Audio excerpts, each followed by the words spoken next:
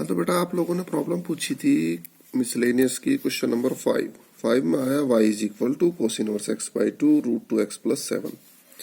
तो बेटा इसमें आपने लिखा x के सापेक्ष अवकलन करने पर, तो जब आप x के सापेक्ष अवकलन करेंगे तो dy by D x is equal to D by D x of, यहाँ देख रहे बेटा दो भाग में लिखे हैं, तो भाग का मतलब क्या हुआ आपके पास रूट टू एक्स प्लस 7। भाग का जो मतलब हुआ तो बेटा यहाँ आपने भागफल विधि लगा दी। भागफल विधि के अकॉर्डिंग यहाँ हर का करा आपने होल स्क्वायर, तो 2x plus 7 as it is. फिर आपने रखा यहाँ पर 2x प्लस 7 और पूरे का आ गया आपके पास रूट। उसके बाद आप देखते हो यहाँ पर cos inverse x by two, तो यानी d by D x of cos inverse x by two और minus cos inverse x by two और d by D x of root 2x plus 7। Clear होगी बात यहाँ तक।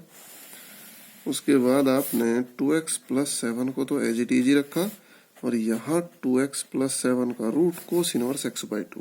बेटा फॉर्मूले सबने याद कर लिए होंगे। कोस इनवर्स x का होता था minus 1 upon root 1 minus x square. X square का मतलब x बाई टू का स्क्वायर। फिर बेटा x बाई टू का भी करेंगे तो x बाई टू का आ गया 1 बाई टू। इसको भी आपने ब्रैकेट में बंद कर दिया क्योंकि यहाँ माइनस आ रहा हमारे पास। उसके बाद minus cos inverse x by two और रूट x का कितना होता है 1 by two root x। Root x का मतलब 2x प्लस 7, फिर 2x प्लस 7 का करा, ये आ गया हमारे पास 2। तो बेटा मैं उम्मीद करूंगा कि कैलकुलेशन तुम खुद ही करो क्योंकि कैलकुलेशन की ट्राई तो तुम्हें करनी चाहिए। तो अभी मैं और भी क्वेश्चन तुम्हें बताने जा रहा हूँ। बीच बीच में कुछ क्वेश्चन मैं तुम्हारे लिए छोड़ रहा हूँ, कुछ क्वेश्चन मैं बता रहा हूँ। तो बेटा एक क्वेश्चन और देखो तुम, ये है क्वेश्चन नंबर 10। तो सबसे पहला काम हमने y के बराबर मान लिया। क्यों माना y के बराबर? क्योंकि ये क्वेश्चन किसी के भी बराबर था नहीं, इसलिए हमने y के बराबर इसको मान लिया। अब बेटा आप देखें x के सापेक्ष अवकलन करने पर, अब अवकलन के पिछले जितने भी तरीके हैं वो सारे तरीके तुम्हारे याद होने जरूरी है। बेटा अवकलन में आपको लिखवाया था फलन की घात फलन है तो लॉग लेना पड़ेगा। अब लॉग लेने में परेशानी ये थी, सबके बीच में प्लस आ गया और प्लस में लॉग काम नहीं करता। तो ऐसी कंडीशन से बचने के लिए आपको बताया था माना y बराबर y1 plus y2 plus y3 plus y4। तो बेटा इन क्वेश्चंस को एक बार आप ट्राई करा करो, वीडियो देखने से पहले भी आप ट्राई कर सकते हो। तो अब आप लिखोगे यहाँ पर x के सापेक्ष अवकलन करने पर, जब आप x के सापेक्ष अवकलन करोगे तो dy by D x is equal to y1 का आ गया dy y1 upon d x, y2 का आ गया dy y2 upon d x, y3 का आ गया dy y3 upon d x, y4 का आ गया dy y4 upon d x. Equation number A. अब आपको पता है कि एक एक वैल्यू फाइंड करनी पड़ेगी। एक आध में करके दिखा रहा है, एक आध तुम कर लेना। तो अगर मैं पहले ही लिखूं यहाँ पर तो यहाँ क्या लिखना पड़ेगा तुलना करने पर। तो तुलना करने पर कितना आ गया y1 बराबर x की पावर x। तो बेटा जब y1 बराबर x की पावर x है तो सीधी सी बात है आपको क्या करना पड़ेगा log लेने पर। तो log लेने का मतलब क्या हुआ log y1 is equal to log x की पावर x और log m की पावर n में स्टार्टिंग में पहुंच गया। log y1 is equal to x log x। तो बेटा दो फलनों की गुणा, तो यहाँ आप लिखेंगे x के सापेक्ष अवकलन करने पर। जब आप x के सापेक्ष अवकलन करेंगे तो यहाँ आया d by D x of log y1 और यहाँ आया आपके पास d by D x of x into log x। तो यहाँ देख रहे बेटा आप दो फंक्शन गुणा में दिखाई दे रहे और यहाँ जो आया आपके पास ये आया log y1 का आ गया 1 अपॉन y1 और d y1 by D x is equal to दो फलन गुणा में पहला x जू का तू और log x का 1 अपॉन x। बेटा समझ आ रहा होगा सबके। अब log x आपके पास एज इट इज और x का आ गया आपके पास 1। तो अब आप इसको थोड़ा सा कैलकुलेट कर लें। D y1 by D x is equal to y1 की इधर मल्टीप्लाई होगी और यहाँ आ गया आपके पास 1 प्लस log x। y1 की वैल्यू रख देंगे x की पावर x। तो बेटा जैसे मैंने एक सॉल्व किया ऐसे आप दूसरा तीसरा चौथा सॉल्व करके वापस इनकी वैल्यू पुट कर दें। तो मुझे उम्मीद है कोई दिक्कत नहीं आएगी। तो बेटा मैं कुछ क्वेश्चन बीच बीच में छोड़ता हुआ चल रहा हूँ तुम्हारे लिए और कुछ मैं बताता हुआ चल रहा हूँ। बेटा ये है आपका क्वेश्चन नंबर 14। 14 में इसने दिया x root 1 plus y root 1 plus x equal to 0 to prove that dy by D x equal to -1/1 plus x का होल स्क्वायर। बेटा बड़ा ही इंपॉर्टेंट क्वेश्चन है ये पेपर में आता रहता है। तो आप थोड़ा सा इसको करने से पहले एक बार देखें कि dy बाई डी एक्स जो आ रहा है आपका आंसर वो पूर्णतया x के रूप में, इसमें y नहीं आपको कहीं भी दिखाई दे रहा। एक क्वेश्चन ऐसा पहले भी आया था शायद उसमें आया था शायद प्राचल वाले में। तो यहाँ आप देखो पहले इसको थोड़ा सा आप सिंप्लीफाई कर लें, जो आपका क्वेश्चन दिया है इसको आप थोड़ा सा सिंप्लीफाई कर लें। इसको लिखें आप या x root 1 plus y equal to minus y root 1 plus x. Clear होगी बात। अब आपने क्या लिखा है यहाँ पर, दोनों और वर्ग करने पर। जब आप दोनों और वर्ग करोगे तो एक्स स्क्वायर और यहाँ आया 1 प्लस वाई स्क्वायर और यहाँ आ गया आपके पास 1 प्लस एक्स। ठीक है बेटा, हमें y की वैल्यू फाइंड करनी है x के पदों में। तो x square plus x square y square plus y square x. हमने एक्स स्क्वायर और वाई स्क्वायर को एक साथ लिख लिया, x square minus y square और y square x minus x square y. बेटा इसको लिख दिया आपने एक्स माइनस वाई और एक्स प्लस वाई, यहाँ से एक्स वाई कॉमन और यहाँ आ गया वाई माइनस एक्स। ये एक्स माइनस वाई है, ये वाई माइनस एक्स है, तो इसमें से माइनस कॉमन ले ले। तो यहाँ आ गया x minus y into x plus y, minus अगर कॉमन ले लें तो एक्स वाई और एक्स माइनस वाई से एक्स माइनस वाई कैंसिल हो गया। तो ये बच गया बेटा आपके पास x plus y is equal to minus x y. Clear है बात यहाँ तक। तो एक काम करें, वाई एक साइड कर लें, y plus x y is equal to minus x. Y अगर कॉमन ले लें तो 1 plus x equal to minus x. तो y is equal to minus x upon 1 plus x. तो बेटा अब भी कोई दिक्कत रहेगी इसमें। अब आप क्या लिखो यहाँ, एक्स के सापेक्ष अवकलन करने पर। और कौन सी विधि लगा दोगे आप, भागफल विधि, और तुरंत ये प्रूव हो जाएगा। तो सब बच्चे इसको ट्राई करें, नहीं होगा आप मेरे से पूछें। बेटा ये है क्वेश्चन नंबर 15 में इसने दिया है एक्स माइनस ए का whole square plus y minus b का होल स्क्वायर बराबर सी स्क्वायर। तो बेटा हमें जो वैल्यू फाइंड करनी है 1 plus d y by D x का होल स्क्वायर पूरे की पावर 3/2 और d two y upon d x square. और इस पूरे की जो वैल्यू है वो हमें सिद्ध करनी है कि ए बी से स्वतंत्र है, यानी उसमें ए बी नहीं आएंगे। तो बेटा आप सीधा सीधा देखो, आपको एक d y by D x की जरूरत है, एक डबल डेरिवेटिव की जरूरत है। तो ये हमारा क्वेश्चन है, इस पे आप उम्मीद करो इक्वेशन फर्स्ट डाल दें इस पे। तो आप लिखेंगे समीकरण 1 का एक्स के सापेक्ष अवकलन करने पर। आपने लिखा समीकरण 1 का एक्स के सापेक्ष अवकलन। जब आप अवकलन करोगे तो पहले में दोनों प्लस है, तो दोनों पे अलग अलग d by D x minus a का whole square plus d by D x of y minus b का होल स्क्वायर बराबर 0, क्योंकि सी स्क्वायर कॉन्स्टेंट है, इसका सीधा हमने 0 कर दिया। तो बेटा एक्स माइनस ए का होल स्क्वायर का करा तो 2x माइनस ए यानी एक्स स्क्वायर का हो गया, फिर x माइनस ए का करेंगे तो 1 माइनस 0 प्लस ऐसे यहाँ करा 2y माइनस बी और फिर y माइनस बी का करा आपने 1 माइनस 0, लेकिन y वाले गुणा में क्या लगता है बेटा, d y by D x equal to 0। तो d y by D x वाले टर्म को इधर ही रोकेंगे हम लेफ्ट हैंड पे, 2 into y minus b d y by D x is equal to -2 और x माइनस ए। तो यहाँ आया d y by D x is equal to -2x minus a और 2y माइनस बी। तो बेटा 2 से 2 हो गया हमारा कैंसिल। अब हमने क्या करा, d y by D x is equal to -x minus a upon y minus b, equation number 2, क्योंकि इसकी आगे जरूरत पड़ेगी d y by D x की। और बेटा जरूरत तो हमें डबल डेरिवेटिव की है, डबल डेरिवेटिव के लिए हमने क्या लिखा, पुनः x के सापेक्ष अवकलन करने पर। तो जब आप पुनः अवकलन करेंगे तो d two y upon d x square, और बेटा पुनः अवकलन करने माइनस को पूरे के बाहर ही लगा दें आप, कोई दिक्कत नहीं है। ये माइनस है, ये माइनस, और यहाँ आप देख रहे हर का होल स्क्वायर और हर आपके पास एज इट इज थोड़ा सा शॉर्टकट करेंगे, अंश का अवकलन यानी 1 माइनस अंश आपके पास एज इट इज हर का अवकलन यानी 1 भाई y माइनस बी का अवकलन। देखो हर का होल स्क्वायर, हर जो का तो अंश का अवकलन x माइनस ए का 1 माइनस 0 यानी 1 माइनस, इस बार अंश जो का तो x माइनस ए y माइनस बी का करा 1 और गुणा में क्या लग गया dy बाई dx। मुझे उम्मीद है सबकी समझ आ रही होगी बात।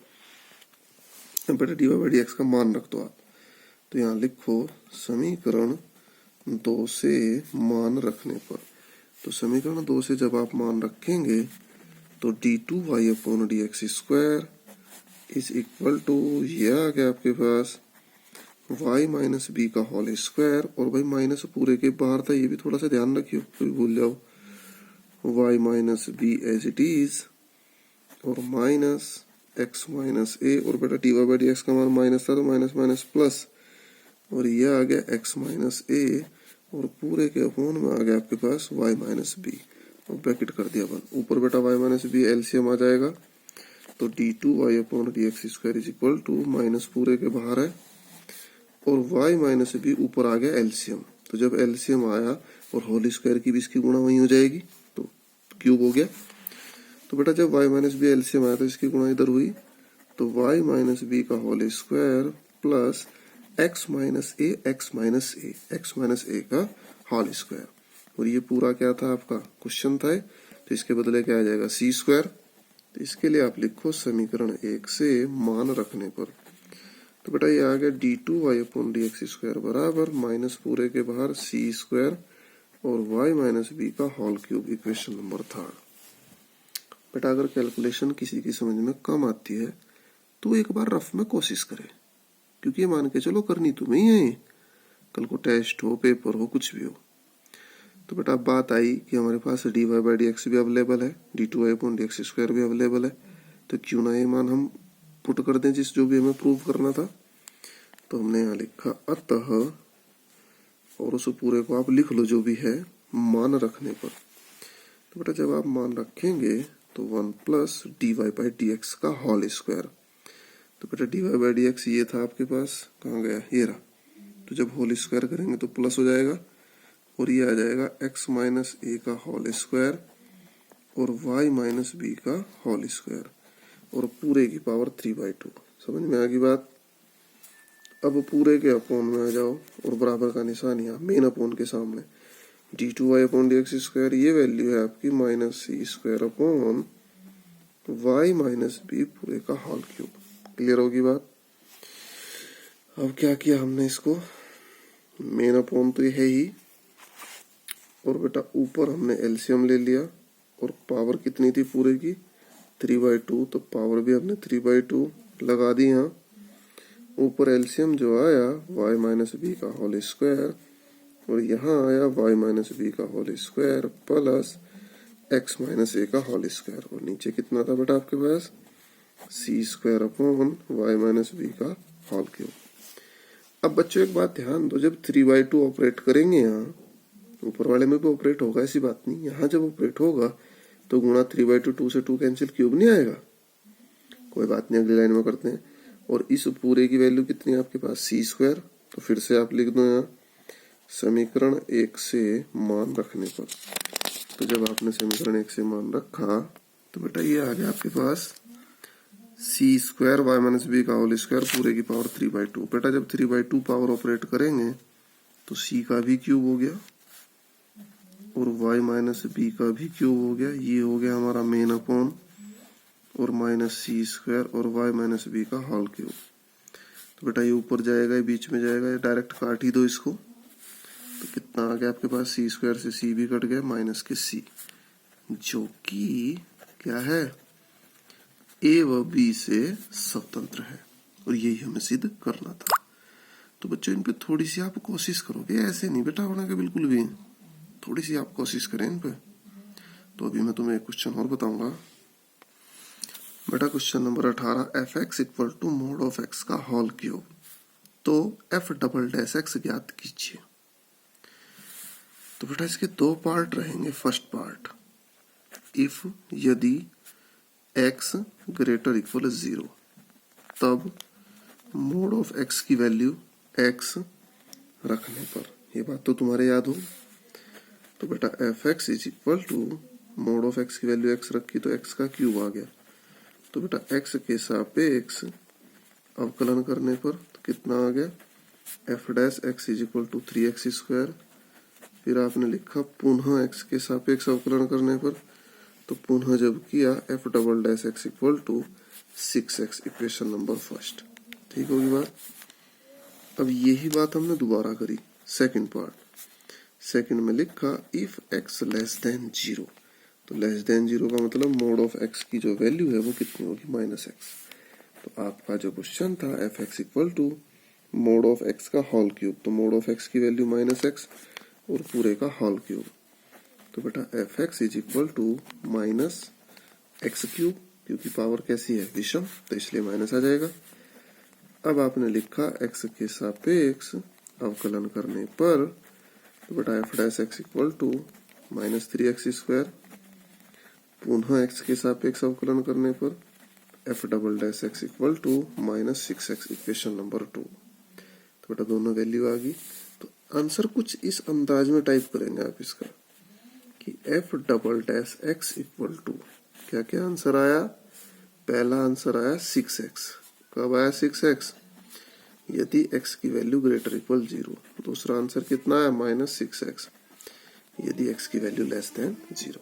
अरे जैसे क्वेश्चन नहीं होते थे ऐसे आप इसको टाइप करेंगे। तो बेटा इजी था, समझ में आया होगा। अब मैं एक क्वेश्चन और बताता हूँ। बेटा इस फॉर्मूले को तो सभी जानते होंगे, d by D x of x की power n is equal to n x की पावर n-1। बेटा इस फॉर्मूले को क्वेश्चन नंबर 19 में दिया है और क्या कहा है इसने कि इसको सिद्ध करो गणितीय आगमन सिद्धांत, PMI, principle of mathematical induction, पढ़ा होगा 11th में। तो बेटा इसको प्रूव करते हैं। तो इसके लिए क्या करते थे आप, इक्वेशन फर्स्ट मानते थे और पूरे क्वेश्चन को PN सच दैट मानते थे। आया कुछ कुछ याद।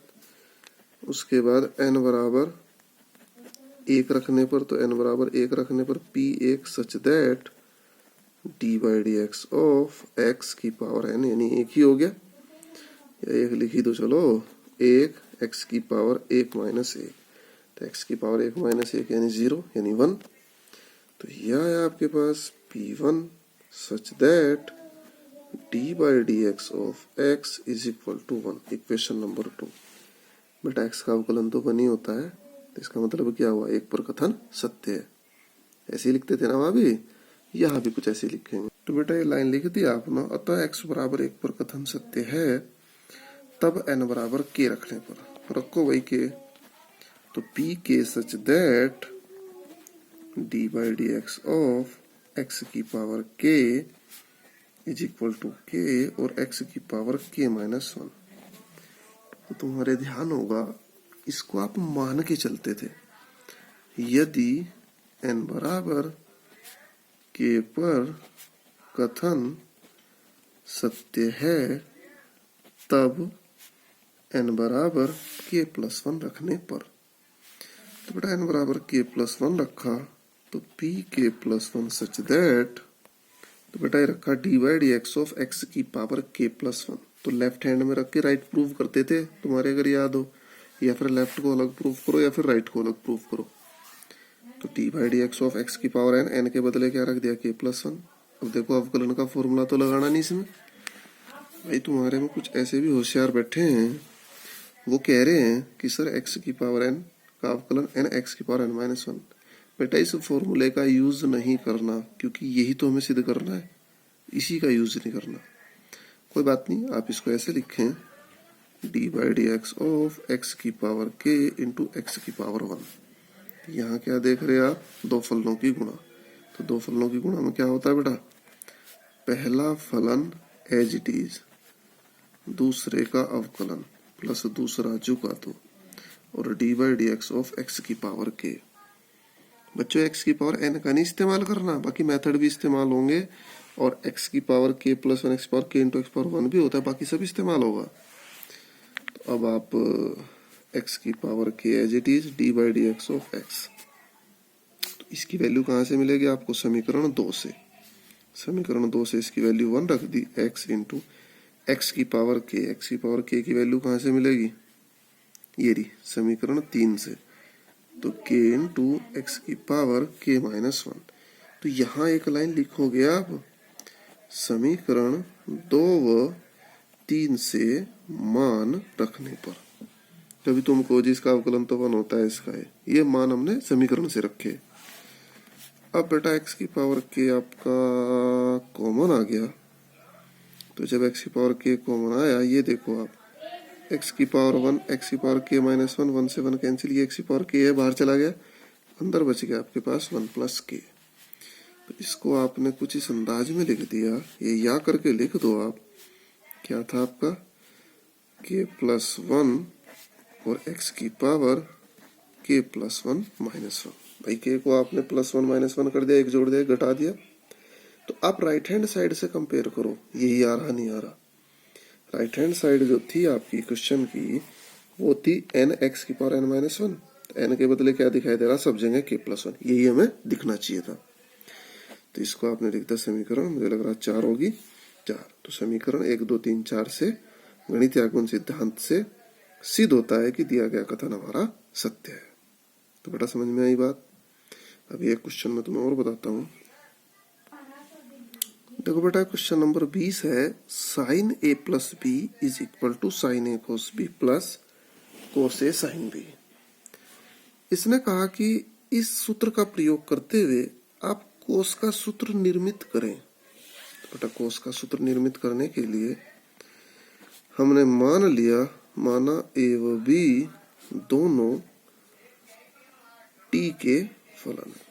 अरे जैसे वहां नहीं होता था, एक्स की वैल्यू ए टी स्क्वायर आ गई और वाई की वैल्यू 2t आ गई, तो एक्स और वाई दोनों ही कहीं पर डिपेंड होते थे, टी पर। तो वहां क्या करते थे, dx बाई dt निकालते थे, dy बाई dt निकालते थे। तो बेटा यहाँ हमने भी एक काम किया, ए व बी दोनों ही टी के फलन है। तो जब दोनों टी के फलन हैं, तो आपने लिखा कि टी के सापेक्ष अवकलन करने पर। तो बेटा अवकलन करने का सीधा सीधा मतलब क्या होता है, इधर भी आपने डी बाई डी टी की मल्टीप्लाई करी और ये आ गया साइन ए प्लस बी, इधर भी डी बाई डी टी की मल्टीप्लाई करी, दो फलनों की क्या है प्लस, तो दोनों पे अलग अलग। तो d by d t of sine a cos b, d by d t of, यहाँ भी कितना आया, कोस ए साइन बी। ठीक होगी बात। D by d t of sine a cos b plus d by d t of cos a sine b. बेटा अवकलन start करो। साइन एक्स, तो साइन एक्स का अवकलन क्या होता है, कोस एक्स, एक्स का मतलब ए प्लस बी। अब जिसको आपने एक्स माना उसका फिर से अवकलन, तो d by d t of a plus b. मुझे उम्मीद है समझ आ रही होगी सबके। अरे एक्स नहीं भाई टी है। देखो साइन एक्स का अवकलन कोस एक्स, जिसको आपने एक्स माना चेन रूल से, उसका फिर से अवकलन, और अवकलन किसके सापेक्ष चल रहा, टी के, तो d by d t of a plus b. ऐसे ही यहाँ अवकलन करा तो दो फलनों की गुणा, तो दो फलनों गुणा में क्या करा आपने, पहला फलन चुका तो दूसरे का अवकलन, यानी d by d t of cos b plus इस बार cos b as it is, और cos b as it is के बाद d by d t of sine a. देखो पहला फलन चुका तो दूसरे का अवकलन प्लस दूसरा फलन चुका तो पहले का अवकलन। ऐसे ही बेटा नेक्स्ट वाले में कर दें। इसमें हम मैंने लिख दिया भाई, पहला फलन कोस ए चुका तो साइन बी का अवकलन प्लस साइन बी चुका तो कोस ए का अवकलन। अब बेटा इनका अवकलन स्टार्ट करते हैं हम। देखो कोस ए प्लस बी तो एज इट इज ही उतार देंगे, d by d t of a plus b. तो बेटा ए का अवकलन क्या 1, जैसे एक्स का 1 होता है वाई का 1 होता है, ऐसे ए का 1, लेकिन गुणा में क्या लिखना पड़ेगा, D a by d T. क्यों लिखना पड़ेगा, क्योंकि अगर वाई वाले का कहीं अवकलन करते थे तो d y by D x लिखते थे, जवाब देते थे। ऐसे ही यहाँ ए का अवकलन हो रहा है किसके सापेक्ष, टी के, तो d a by d t. तो 1 को लिखने की जरूरत नहीं, direct d a by d t, b वाले को direct d b by d t. हालांकि रियलिटी में हुआ कैसे कि ए का जो अवकलन है वो 1 फिर d a by d t, b का अवकलन 1 d b by d t, लेकिन आप डायरेक्ट लिखते हैं। तो बेटा ये लिख दिया आपने यहाँ cos a plus b as it is d a by d t d b by d t sine a, और बेटा कोस बी का अवकलन हो गया minus sine b d b by d t, cos b sine a का अवकलन हो गया cos a d a by d t, cos a sine b का अवकलन हो गया cos b d b by d t plus sign b, और बेटा कोस ए का अवकलन हो गया minus sine a d a by d t. इस पूरे में देखो आप क्या क्या आ रहा, साइन ए साइन बी, ध्यान दो साइन ए साइन बी, आगे ध्यान दो कहीं एक इसमें आ रहा साइन ए साइन बी। तो हमने एक काम किया, साइन ए साइन बी दोनों में से कॉमन ले लिया। देखो sine a sine b common लिया यहाँ से, तो minus d b by d t, और यहाँ आया माइनस डी ए बाई, मुझे लग रहा माइनस भी कॉमन ही ले लेना चाहिए था, ले ले फिर माइनस कॉमन, चलो माइनस कॉमन, तो ये दोनों प्लस ही हो गए अंदर, छोड़ो। अब यहाँ देखो कोस ए कोस बी, यहाँ भी कोस ए कोस बी, तो plus cos a cos b, तो अंदर आया आपके पास d a by d t और plus d b by d t. देखो बेटा d a by d t यहाँ भी है, d a by d t यहाँ भी है, कॉमन ले लिया पूरे में से, तो d a by d t plus d b by d t पूरे में से कॉमन, तो ये बच गया साइन ए साइन बी और कोस ए कोस बी। तो मुझे लग रहा प्लस वाले को पहले रख ले कोस ए कोस बी, और minus sine a sine b, और इधर कितना चल रहा था आपका कोस ए प्लस बी, और यहाँ जो चल रहा था आपका d a by d t plus d b by d t, तो ये पूरा का पूरा कैंसिल हो गया, तो ये आ गया आपके पास cos a plus b is equal to cos a cos b minus sine a sine b, hence proved. यही हमें सिद्ध करना था। तो बेटा उम्मीद है तुम लोगों की समझ में आया होगा। मुझे लग रहा है आज 20 तक ही ट्राई कर लो, 23वां और कर लेना तुम लोग ना, 21-22 में तुम्हें कल बता दूंगा। बेटा आज के लिए इतना ही करते हैं काम।